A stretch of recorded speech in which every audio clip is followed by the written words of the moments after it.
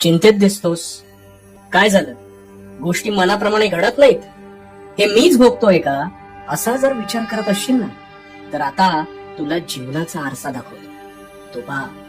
आणि पुन्हा तुझ्या मस्तकात हा विचार अजिबात येणार नाही. तर आता शांतपणे ऐक. मुळात एखादा विचार हा आपल्या मनात कोणी तिराईक व्यक्ती येऊन घडवत असते का रे? नाही ना.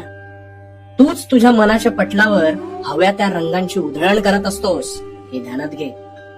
आता कसं झालंय, तू एखाद्या गोष्टी मागची सकारात्मकता बाजूला ठेवून त्यातली नकारात्मक बाजू आधी पाहतोस.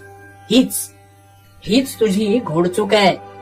कारण ही नकारात्मक बाजू चिंतेला जन्म देते आणि चिंता ही तुझ्या नकळत तुला हवी तशी खाऊ लागते.